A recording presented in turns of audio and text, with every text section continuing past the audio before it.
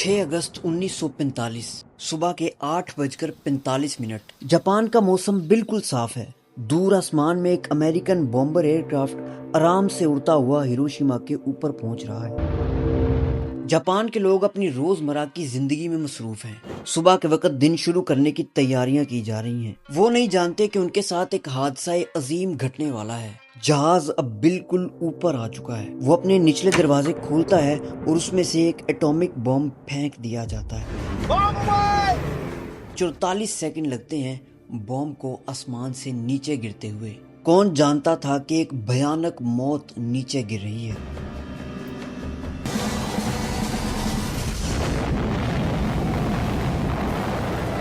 44 second बाद जमीन जैसे सूरज बन चुकी थी। भयानक रोशनी जहन्नम नुमा आग लोगों को ऐसे जला देती है कि वो आखिरी चीख भी नहीं मार पाते और उसी लम्हे उनकी जान निकल जाती है। उनकी राख तक नहीं बच पाती। कुछ ही सेकंड्स बाद एक बड़ा काला बादल ऊपर की तरफ आसमान में उठता है। इस काले बादल से ऐसी रेडिएशंस पैदा होती हैं जो अब इंसानों को आराम से नहीं बल्कि तड़पा तड़पा कर मारने वाली थी। खुशकिस्मत थे वो 70-80 हजार लोग जो उसी लम्हे मर गए, क्योंकि अब बाकी लोगों की जान बहुत बुरे तरीके से आहिस्ता आहिस्ता निकलने वाली थी। अधमरे लोग पिघलते हुए लोहे और हर तरफ तबाही में जिंदा लाश बन गए। इस बॉम्ब ब्लास्ट ने गामा रेज और न्यूट्रॉन रेडिएशंस हर तरफ हवा में फैला दी। वो रेज जो इंसान के डीएनए के अंदर तक घुसकर उसको तबाह कर देती हैं। इस बॉम्ब ब्लास्ट में जिंदा बचने वाले लोग अब पहचानने के भी काबिल नहीं थे। वो जिंदा ज़ोंबीज बन चुके थे। उन लोगों की स्किन पिघल चुकी थी जो इमेजिन करना भी हौलनाक है। Their skin was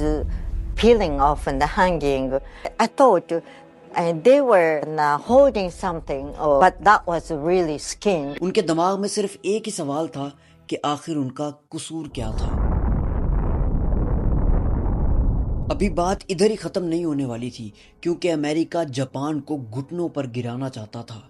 ठीक 3 दिन बाद 9 अगस्त के दिन दूसरा एटम बॉम्ब जापान पर फेंका जाता है। अमेरिकन B-29 बॉम्बर एक और एटम बॉम्ब के साथ उड़ रहा था। अब की बार ये एटम बॉम्ब पहले से भी कहीं ज्यादा ताकतवर था। प्लान के मुताबिक अब इस एटम बॉम्ब को कोकुरा सिटी में गिराना था, लेकिन पायलट देखता है कि इस शहर में हर तरफ घना काला धुआं छाया हुआ है। हर चीज पहले गिरे बॉम्ब की वजह से जल रही थी और कुछ भी नजर नहीं आ रहा था। इसलिए अब एक नया डिसीजन लिया गया कि अब की बार पहले से ज्यादा ताकतवर बॉम्ब नागासाकी पर फेंका जाएगा। नागासाकी के लोग नहीं जानते थे कि अब इन पर भी यही कयामत बर्पा होने वाली है। बॉम्ब बे डोर्स खोले जाते हैं और अब की बार सेकंड बॉम्ब फैट मैन फेंक दिया जाता है।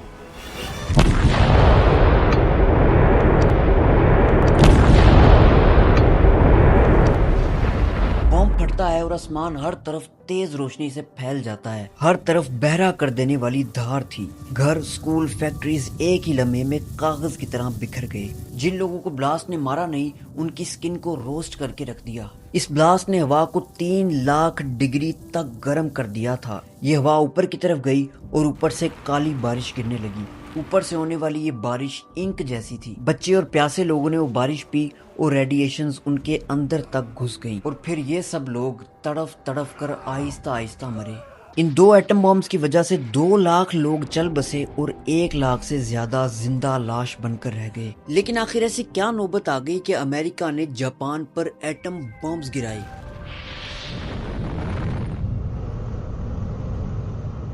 आज हमारी इस पहली वीडियो में इस सारी कहानी को सिंपल लफ्जों में समझने की कोशिश करेंगे। An American airplane dropped one bomb on Hiroshima and destroyed its usefulness to the enemy. शुरुआत करते हैं 1931 से। जापान चाहता था कि वो एशिया का सबसे ताकतवर मुल्क हो और जापान के पास सारे अपने रिसोर्सेज हों। इसलिए 1931 में जापान ने चाइना के नॉर्थ ईस्ट मंचूरिया पे कब्जा कर लिया, क्योंकि वहाँ पे कोयला, आयरन और भी रॉ मटेरियल्स थे। जापान ने वहाँ पे कब्जा करके एक अपना ही स्टेट बना दिया था और अब जो भी लोग उनके खिलाफ जाते थे उनको कैद कर दिया जाता था। अब बात सिर्फ यही नहीं रुकी, बल्कि 1937 में जापान ने चाइना के नॉर्थर्न और ईस्टर्न एरियाज पर पूरा अटैक स्टार्ट किया। वहाँ के शहर जला दिए, औरतों और बच्चों को भी नहीं छोड़ा गया। जापान बहुत पावरफुल बनता जा रहा था और उसने चाइना में बहुत सारी जगहों पर कंट्रोल ले लिया था। 1939 में वर्ल्ड वॉर 2 स्टार्ट हो जाती है। हम यहाँ पर वर्ल्ड वॉर 2 पर ज्यादा ध्यान ना देते हुए अपनी मेन स्टोरी पर फोकस करेंगे। अब वर्ल्ड वॉर 2 से पहले ही जापान चाइना पर हमला करके वहां से रिसोर्सेज निकालने में लगा हुआ था। अमेरिका ने शुरू में सोचा था कि वो वर्ल्ड वॉर 2 से दूर रहेगा और वो इसमें इन्वॉल्व नहीं होगा, क्योंकि इससे पहले अमेरिका को वर्ल्ड वॉर 1 में बहुत नुकसान हुआ था।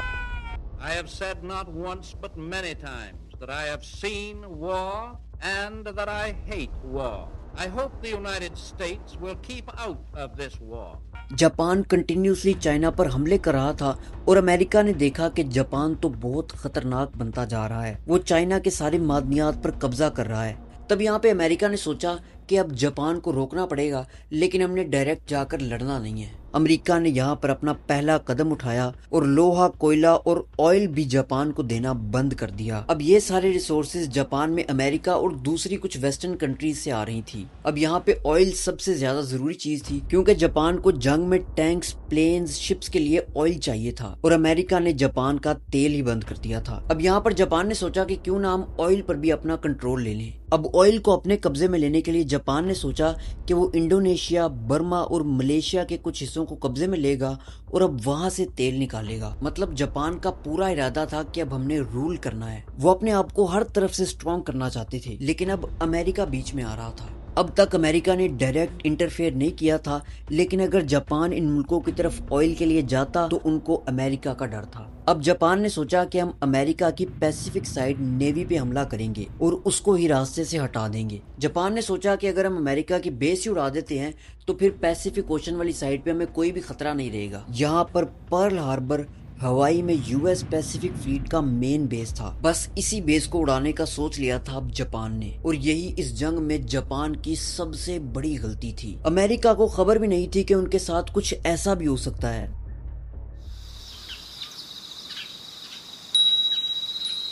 अमेरिकन आर्मी संडे मॉर्निंग को रिलैक्स कर रही थी। सुबह 7 बजे अमेरिका के 2 यंग रडार ऑपरेटर्स ने रडार में काफी सारे डॉट्स देखे।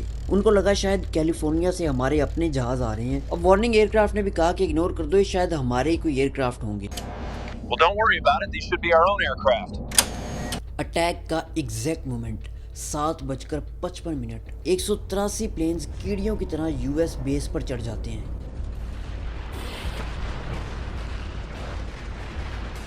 जापानीज कमांडर बोलता है कि हमारा अटैक बिल्कुल सक्सेसफुल है। लिटरली इसके बाद हवा ही फाड़ दी गई थी। अटैक इतना पावरफुल था कि 9 सेकंड्स में यूएस नेवी का जहाज 2 टुकड़े हो गया। एक के बाद दूसरा, फिर तीसरा ब्लास्ट हुआ। यह हमला भी यही नहीं रुकने वाला था, बल्कि 8:40 पर 167 प्लेन्स और आते हैं।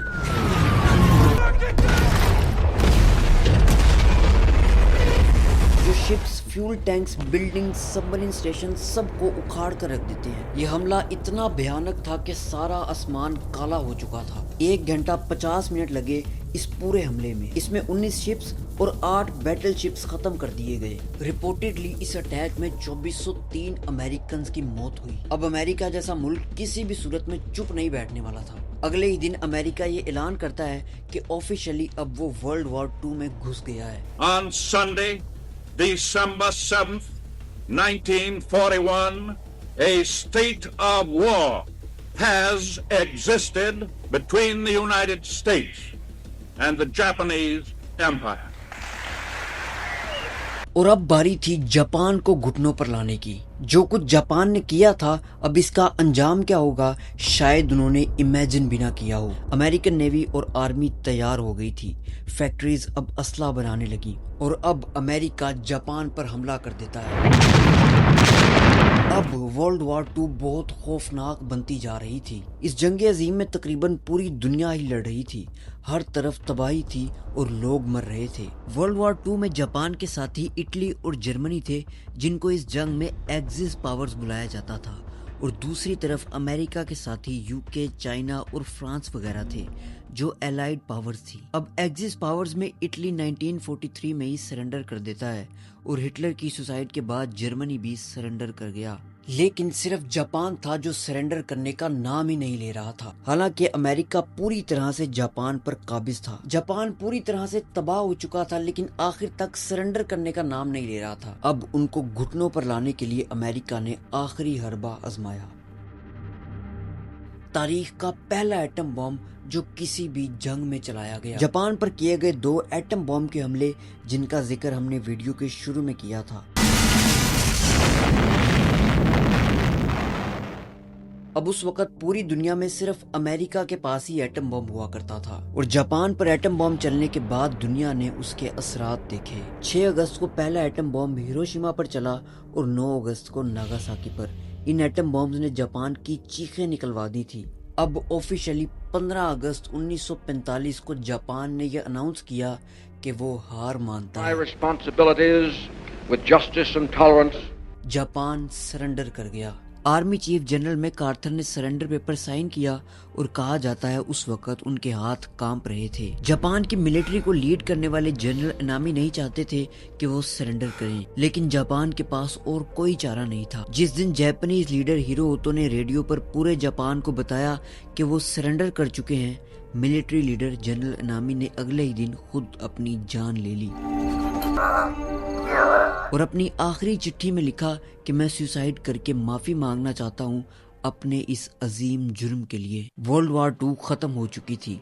अमेरिकन सोल्जर्स वापस अपने घरों को लौट आए। उनमें खुशियों का माहौल था, लेकिन दूसरी तरफ जापान को अब ये हार अगले सालों तक भुगतनी थी। आज इस बात को 80 साल होने को हैं और आज भी इन एटम बॉम्ब्स की खतरनाक रेडिएशंस की वजह से लोगों में कैंसर पाया जाता है। एटम बॉम्ब चलने के बाद तक वहाँ बच्चे माजूर हुए और ओवरऑल जापान के 79 लोगों को बहुत ज्यादा नुकसान उठाना पड़ा। This man is alive, but he was later to die with many thousands of others from the effects of gamma rays.